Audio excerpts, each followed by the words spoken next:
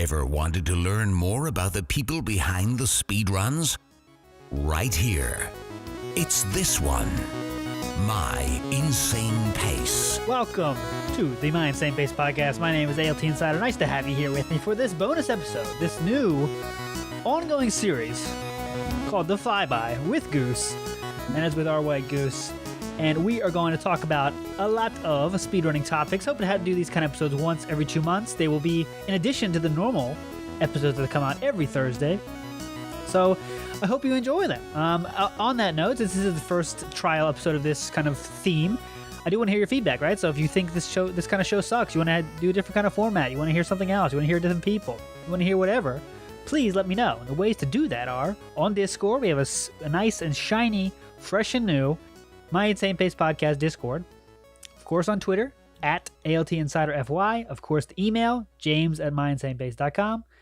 And those are kind of the best 3 ways to let me know. What do you think about this show? And also, if you have any questions you want us to answer, some hot topics you want us to debate, that's what you got to do. Let me know about it.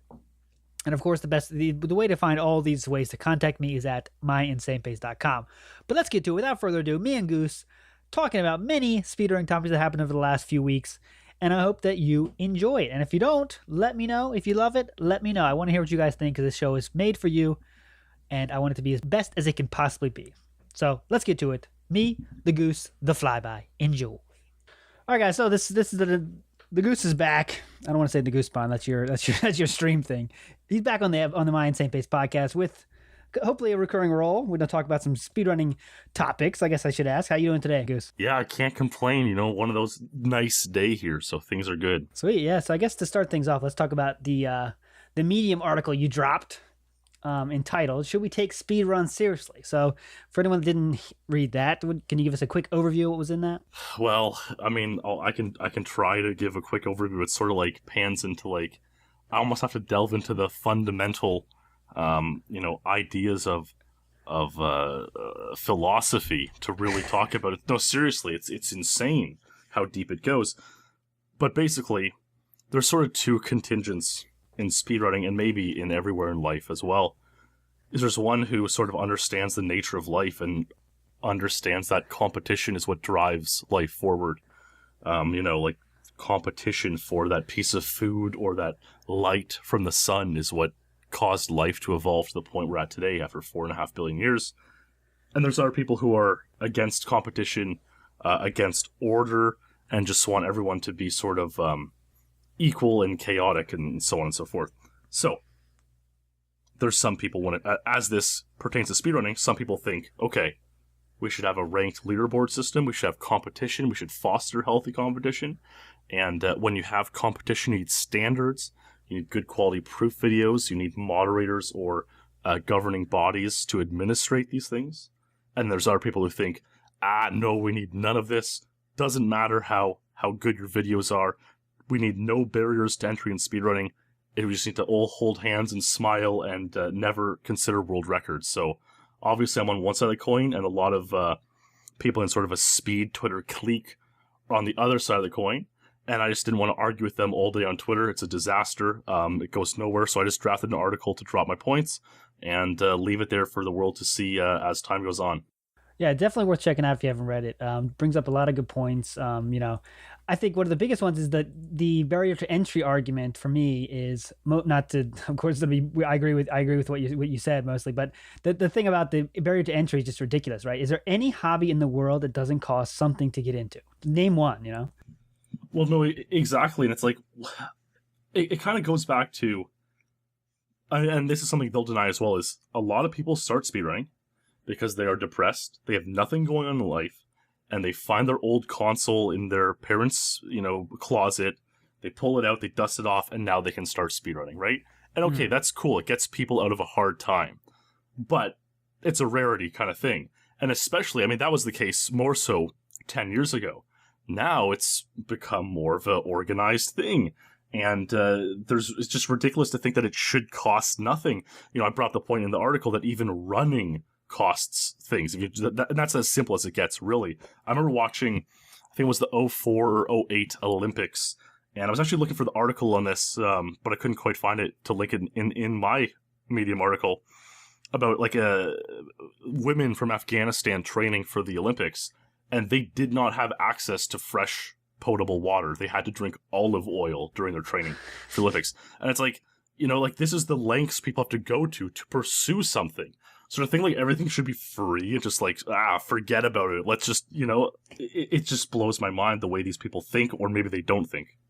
So how about to take the opposite side of the coin? I guess one thing I could ask from your article is, what about the people, I think you do hit on this, but what about the people that say, okay, well, I don't care about the leaderboards at all. I don't care about that side of things, and I don't want to be a part of it. What do you think about those people that still are speedrunning people, but they just don't care about leaderboards and all that?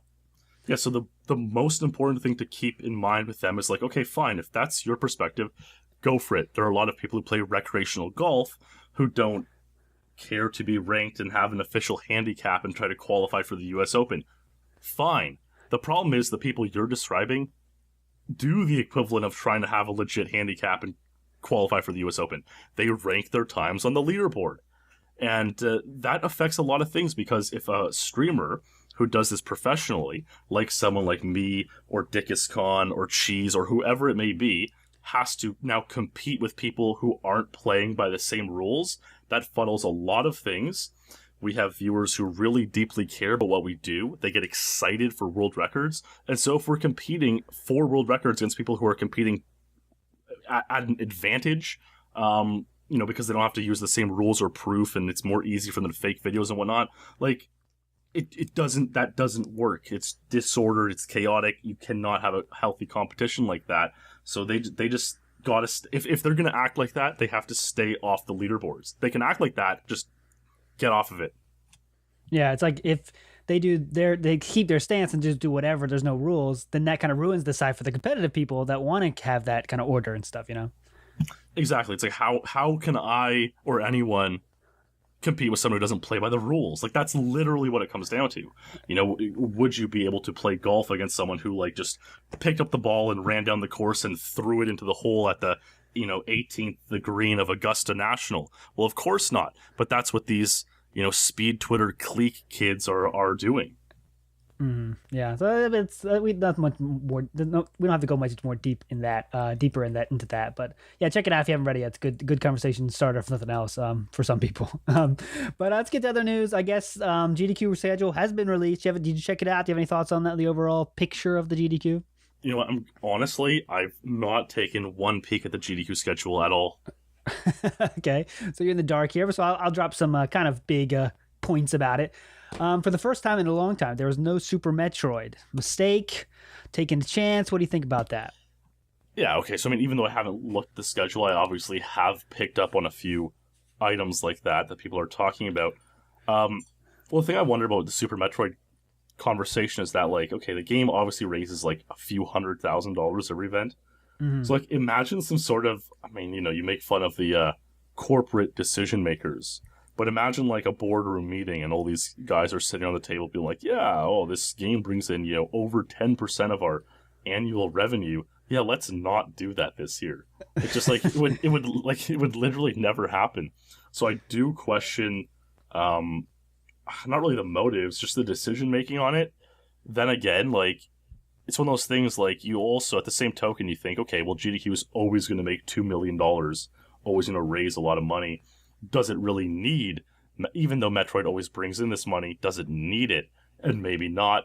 And at least it'll serve as a useful experiment to find out. Yeah, I think it's interesting what is the correlation between games that are at the speedrun and the money raised, right? Because let's be honest, how many people are like, oh, they're doing kill the animals or save the animals, I'm going to donate $300. No one does that, right? Well, it kind of seems like people do. It's like, it almost seems like there's this crazy sort of fervor of people who get washed up in all in just the crazy environment of GDQ, all the excitement. And like, they normally wouldn't donate $20 or $50, and now they do because they want to save or kill the animals. I gotta say, as someone who reads donations at the GDQs I've been to, I absolutely despise the way, like, I don't want to read out, oh yeah, kill the animals. Like, it's so messed up. Like, it's just really it's so terrible. It's just shocking they still use that terminology. Some people would say, like, oh, leave the animals might be a better alternative. Obviously, killing, like, is more of a exciting or radical term to use. So maybe that's why they use to get people more excited. I just hate it. And I think people do buy into that excitement and they want to save or kill the animals. And I think they do. There are people who normally wouldn't donate $200 who do because of it. God, I guess I question their financial mind. I guess if they can just drop $200 on pixel animals. Well, that's sort of the entire business model of Twitch streamers is taking advantage of people who have questionable financial, considerations. Well, you used an interesting word there. You said taking advantage. So you think it's taking advantage of, like, let's say I watch your stream and I say, okay, well, I've been watching Goose for years now. Let me drop him $20. Is that taking advantage of? No, but there are certainly a lot of. Every streamer knows this. Every streamer has a couple guys who come in and donate way too much money, and you kind of know that they shouldn't be donating that much money, but you don't really say anything. It's kind of, you say it behind the scenes. Like if I'm talking to some other streamers, I'll be like, oh yeah, that guy gave me $200 today. And this person might say like, oh yeah, like he gave me $100 the other day as well. And like, you both know what's going on. Like he clearly doesn't have the money, maybe even like the mental awareness to know what he's doing, but he does it anyways, and no one really talks about it. Yeah. I mean, that's something you definitely see in the cleavage streamers, I guess is a good way to put it, on Twitch, that they definitely take advantage of that side of things a lot. Give me attention. Here's $100. Give me $1,000, whatever, And but is there any onus on the runners and the streamers in that case to kind of pull them back? Or, I mean, you're just doing what you're doing. It's not your job, I guess. But is there any onus should be on the streamer? It is a tough call because it's like, well, what can we do aside from say, you know what, you got to make sure to take care of yourself, buddy. Like make sure you leave some money at the end of the month for your own well-being. I'm not even sure we can like return bits that were donated, for example, on Twitch. Mm-hmm. So like, I don't know if there's much more we can do other than just say and kind of like, make sure. And oftentimes they'll take it to sort of think that we're being nice to them. Oh, look how much he likes me. He wants to make sure I'm still have enough money for myself. And he might even donate more because of that, right? So it is a tough spot, and maybe it's something that needs to start being addressed more and more in Twitch communities. I think it's kind of a big picture question here. Like, maybe, I don't know if you have an opinion on it, but like, for me, it's crazy how this culture of donations has arisen in the last, since Twitch came around. Like, where was this money, and where was it spent before it was spent on streamers? Because now there's hundreds of thousands, probably millions of dollars donated to streamers. Where did that money come from, It's true. But it's like, okay, so who are these people donating all this money to Twitch streamers? Probably more nerdy individuals. Probably people who, I always picture the cliches, like someone who works in either like a computer science and makes like 80 or 100 grand or more, like doesn't really go out, have friends, etc. And just like, that's what they do. They interact in the online community. They donate some money, and that's how they get their fulfillment. And that's cool. Or like, I see a lot of guys who work, in like labor jobs, like they work in the oil fields or something. They make 80 grand in 3 months, come back and just want to, blow off some steam for 2 months before heading back out into the field. And so, I mean, these are sort of obviously that's not everybody, but that's sort of the two kind of archetypes I always think of. And, so what did these guys spend money on maybe 20 years ago? I kind of think, like, if you ever look at like a niche magazine, you always see kind of weird like advertisements for like stuff you totally don't need, and yeah. Who knows how deep maybe the adult entertainment industry and all these things went back years ago, right? So true. The money's always there, and people are always going to spend it on things that they don't necessarily need. That hasn't changed. Yeah, I think it's interesting. One thing kind of ties into your article about speedruns taken easily is should we take speedruns seriously? There's a lot of games, GDQs have tons of games. They have tier 1 games, tier 10 games, indie games, all that kind of stuff. And there's one game called Titanic. It's like a Titanic kind of fun game. It takes 10 minutes to beat. Author Blues is running it. And people raise a pretty serious stink about, don't worry guys, Titanic got in. That's the most serious game of all time. And so people chimed in, adding to that. And Author Blues came defended and said, well, I take that game pretty seriously, and, was defending his choice of that game. So what do you think about people? Is there levels of seriousness for games, or should we be holding games to some standard of seriousness? Well, clearly there are, because clearly millions of people take Super Mario 64 and Ocarina of Time more seriously than, say, Titanic or whatever other game you want to bring up. So clearly, like, there is sort of some objective standard. Obviously, it's hard to define. But Author Blues brings up a reasonable point, saying that he takes it seriously, and that's fair. And we have seen some really great runs from games like that. What comes to mind for me is the Town of ZZT speedrun. I believe that was SGDQ 2013, might have been 2014, and that was an example of a nobody game, no one knows, and the run was really fantastic because the runner executed it really, really well, and it was great commentary. It was exciting for everybody. So, you need one or the other, right? Or both. You need a really good runner, a really interesting game, or both. And if you have a game like Titanic, but the runner's terrible, then you're in for a bad time. But a good runner can make up for it. Yeah, I mean, and think about if you have to fill that much time, right? It's like there's some kind of, you need some spice in there amongst some kind of breaks for your mind of the serious runs that are long and in depth to play a game like, Titanic, which is a little bit more chill for sure. Yeah, and I mean, sometimes what you'll end up seeing happening, which is kind of cool, is that if it's a complete waste and there's 2 or 4 or 6 hours of just, a terrible run and runner on stream, obviously the Twitch chat can kind of come to the rescue and memes can kind of perpetuate and that kind of thing can kind of save it, really. So you're almost never lost. It's almost like it really is like too big to fail in a lot of ways. No matter what happens, you're going to salvage something out of it. Yeah, so you would say that the chat is a positive for GDQ to have that there. I mean, again, that's one of the most like ridiculous like things people say about speedrunning or just anything. It's like, oh, just don't read Twitch chat. It's like, okay, bro, yeah, you go to a sporting event and listen to every word every single person there is saying.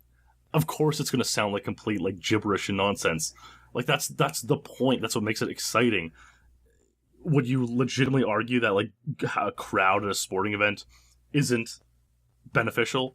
It's like, do these people want to go into Twitch chat and read like PhD theses or something? It just blows my mind. Yeah, I mean, if you think about it, if you could hear every single word that everyone said at a sporting event, you hear a lot of shit, a lot of racist shit, a lot of shit about people being gay, all that stuff. It'd be incredible if you could hear everyone's voice, Well, exactly, and that's the way people got to think of it. Like people, that's the common counter argument is that exact one. Oh, like it's like a stadium in a sporting event, and you just don't really think like, wow, 20,000 people or more all saying like just random garbage for 3 hours. Of course, like what is it? So one kind of thing of note, I don't know if you have much opinion on this, but Mike Uyama's return. So Mike Uyama, for everyone who doesn't know, is the creator of GDQs. He had mono for a while, went away, kind of took a step back from the behind the scenes kind of stuff, and now he's back doing a run himself. Now the big question here is, do you think he's going to talk about his past, what kind of happened? Because there wasn't really ever concrete history given, right? I would be shocked if he talks about his past at all. I think he kind of and it is a legitimate strategy, is like if you just don't say things about controversy, they do kind of go away, like really. So he's kind of mastered that pretty well. I would be shocked if he says anything. He's just going to do his runs. It's good to see him back healthy and in action for sure. All the interactions I've ever had with him in person have been very positive. So yeah, we'll see what happens. And I think people just kind of let it go. I think GDQ has always been kind of they're never too clear about things, and then if they get called out, they claim they've been clear, and then they might like respond to a few troll posts on Reddit or Speed Demos Archive or something. So it is kind of it's a tough organization to get everything out of, but I don't expect seeing anything too revelation like from Uyama. Yeah, I want to say too, he doesn't have any obligation to say anything. I mean, he's said enough basically within his past, and you don't have to explain to everyone in the world. You don't owe it to anyone, So hopefully he's healthy and having fun, and hopefully people enjoy his run. I do, but two more points here. I want to talk about another thing. I'm sure you saw the Strider live tutorial having a spot at the GDQ. It's not a speed run per se; it's a tutorial of how to speed run. So, what are your thoughts on including that in the schedule? I don't know anything beyond like what you've just described to me. That's all I've heard. Tutorials in GDQ, and from that, I think it's like really a positive thing. I think it's you got to keep in mind like who's watching GDQ, right? Okay, for one, who's getting upset about a tutorial being in GDQ? And I'd probably have to say it's this, dark and scummy speed Twitter clique in the shadows who are just kind of tweeting all this garbage about things. That's maybe a few hundred people deep who are like, live for speedruns 24/7 while not taking them seriously at all, or so they claim. Just really strange people who really are irrelevant in the grand scheme of things. Now, who matters at a GDQ? Well, literally the hundreds of thousands of people who are watching the event. And so, if we're going to have a tutorial to them, like, that's who that's aimed for, is the masses, not the sort of inner workings of the speedrun dark community, So I think it's a great idea. I think it's going to really encourage a lot of people to start speedrunning. A lot of people are really kind of, I see it all the time. People, how do I start? What do I need? If this is explained to people, then more people are going to do it. People kind of accept what's really fed to them or directed at them. So I think a lot of people are going to take this really well. I think it's going to be a great thing. Yeah, and I think it's cool to take chances with new stuff, right? Because people are saying for years now, it's getting stale. GDQ's doing the same bullshit. This is something different, and people are getting pissed at trying something different. That's the part that is just so fucking dumb, It's like, they're trying something new. Get that's what you wanted, right? Well, exactly. I mean, seeing how this will go kind of is making me think, like, man, maybe I should submit for SGDQ to, like, do one of my Speedlore episodes live at GDQ. Maybe that'd be a good idea. Yeah, it's shit like that. Shit, new ideas, and people maybe a lot of people think I can only submit speedruns to the GDQs, but obviously Darkman said I'm going to submit a tutorial. So what else can you submit? A lore episode would be fucking awesome, Have the show the videos and stuff. You got all this million tabs you always have up, that'd be pretty cool. Yeah, it would be, exactly. And it's like, do we really want to see more speedruns? Like, it's just so. It's like, dude, this has been going on for so many years. It's like, is there? It was cool the first couple years because we were seeing these games run at a high level for the first time. We were seeing some people explain the tricks for the first time live. It's like, dude, we've seen it all already. It's no longer interesting. We got to up the ante.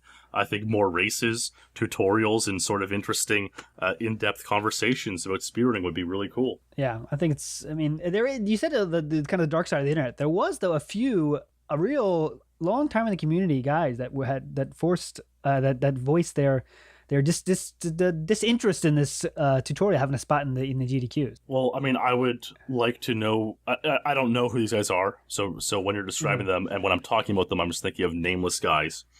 I'd like to know sort of their level of experience as it deals with large groups of people and mass media and reaching a wide audience.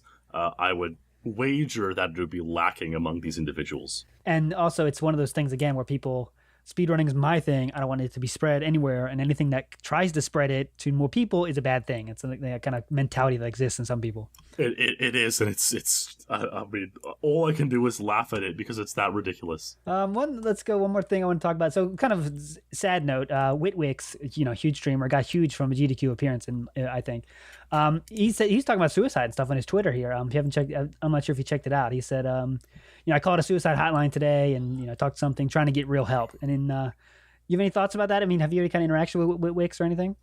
I've never had interactions with the guy.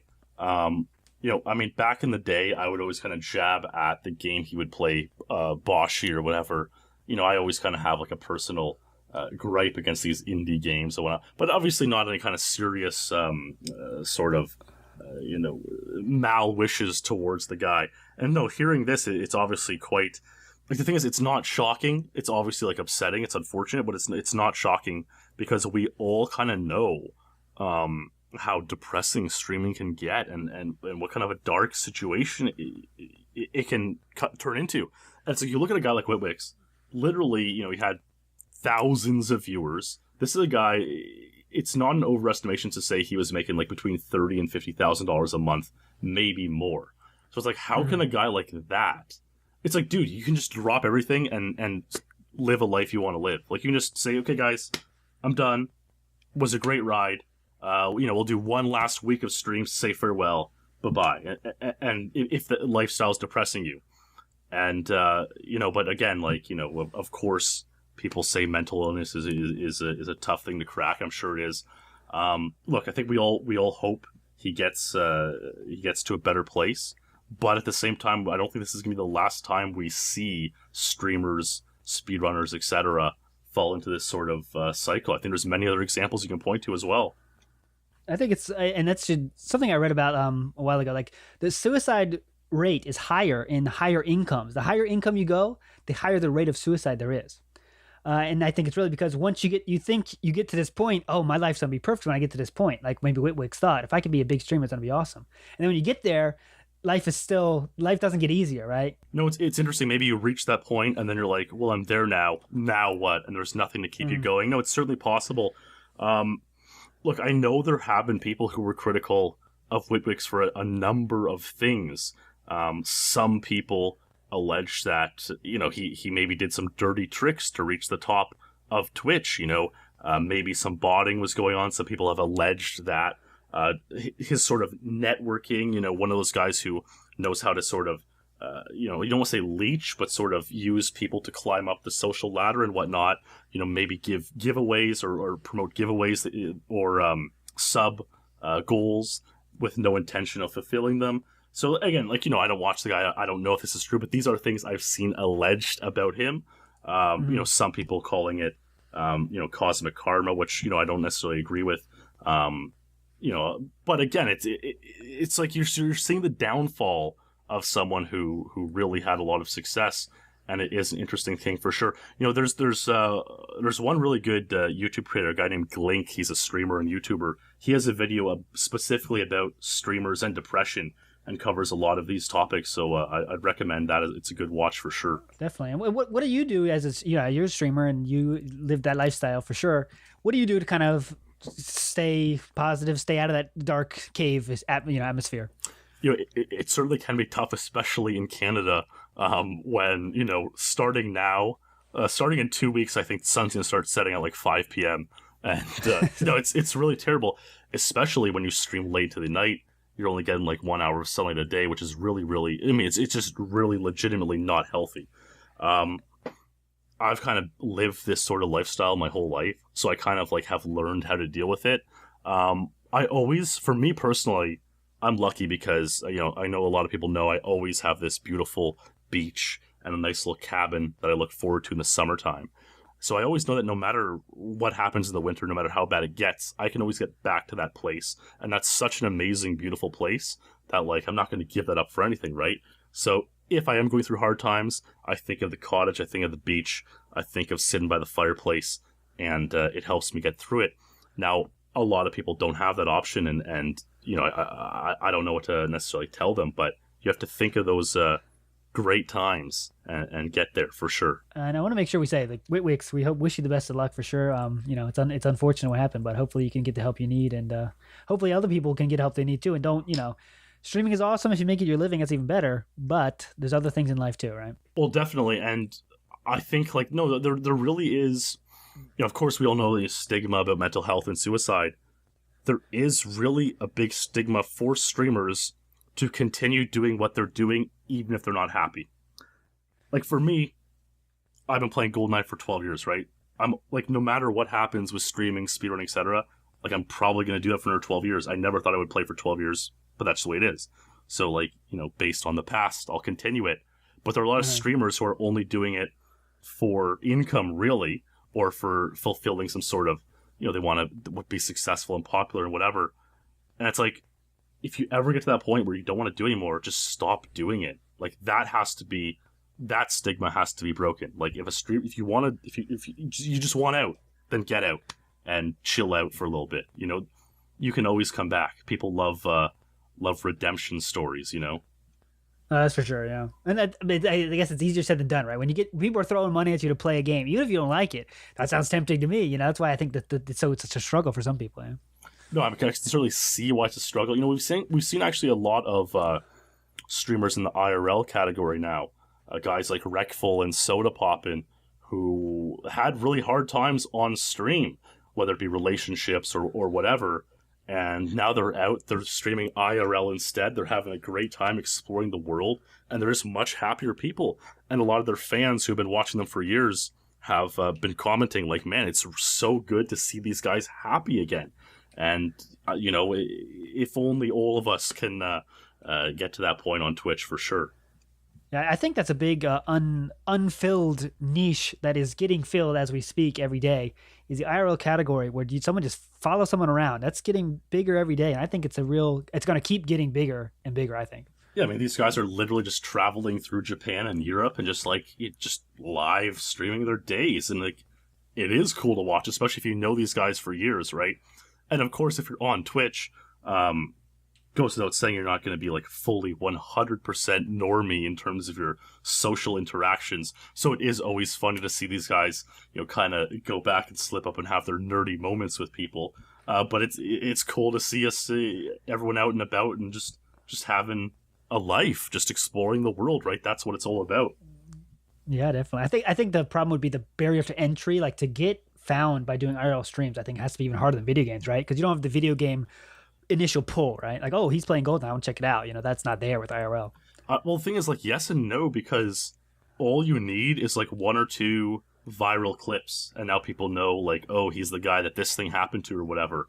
Some people take it too far. I know a guy who was like kind of a side character on Ice Poseidon stream has had like a spin-off IRL stream, and he's been getting into bad shit. He got hit by a car. He like ran out into the street, and like it's just really like, okay, there's some people who are going to take it to that level, like the Jake Paul kind of level, but there's some people who are going to take it to kind of a cool level. I've seen some cool IRL clips of like kids catching big fish and stuff like that, right? So all you need is one or two viral clips like that, and I think that's sort of the launching pad rather than a video game. To finish, I want to get to the email. I got one question for you. If you want to ask any questions to Goose or myself, james@myinsanepace.com will get you there. I did get one question that's directed right at you, so I want to ask it to you. It was about we went to college for broadcasting, right? That's correct. And the question was, what do you think you learned from there that can translate into into Twitch streaming?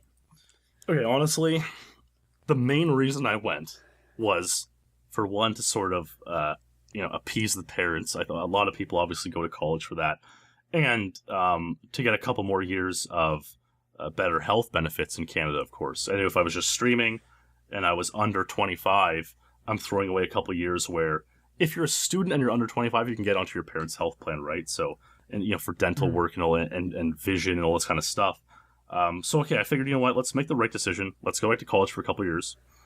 And so I did, and I kind of knew going into it, like it's might be is it a cocky or I'm very smart kind of attitude? Maybe I kind of didn't expect to learn too much. What I did learn though is like, okay, I got introduced to the Adobe software suite, so I got really comfortable with programs like Premiere and Audition and Photoshop, which helps a ton. Really, it helps a ton. Now, did I have to pay thousands of dollars to learn that in college? No, but it was certainly a way to do it.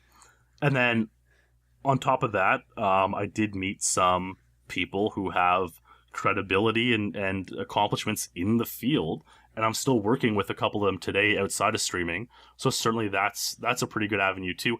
I know some people, that's what all they say, university, it's just networking, learn the professors, meet people, etc. Certainly I've seen the benefits of that. Again, is that worth thousands of dollars in years attending school? Maybe not. But those two things I would point to as being what I've learned the most or taken from the most. So it's not like direct, like, oh, did they teach you how to deal with people better or something like that?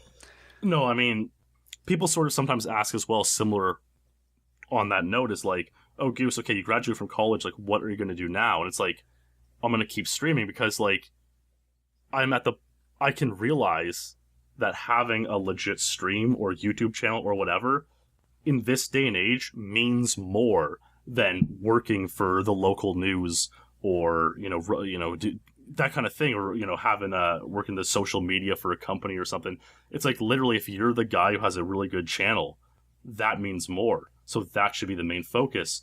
There's no need to take traditional routes are dead. Really, you're going to get more likely to get hired at a really cool position or opportunity, I think, if you focus on yourself and your own branding more. Yeah, for sure. It's like a huge resume, right? And like if you've shown you can build up this community that you have, it really shows you must have some skills on how to be successful, right? Exactly. I mean, there's already streamers who have kind of little company ventures or whatever that are really successful. So why be working for someone else's success when you can be working straight on for your own, Exactly. All right, so that's a good place to end for this first kind of. I don't know. We got to think of a cool name for this. I can't anything. I'm not sure. We'll think of something cool. But yeah, if you have a question for this kind of episodes, we hope to do them every once a month, once every 2 months maybe. But yeah, send it my way, James@myinsanepace.com. We will get to it. We'll talk about speedrunning topics like we did today. We will see in the future what happens. So, Goose, before we let you go, what are you working on stream wise? What's coming out? What do we do in the next few weeks? Yeah, like I say, I always have this massive slate of videos that I have in mind that I want to release, and it's just like, they always take longer than I ever anticipate, because they always become like a labor of love, and anyways, look for some of those, I guess. That was the Goose. I'm ALT Insider. Thanks for hanging out today, and I'll see you in the next episode. Stay true.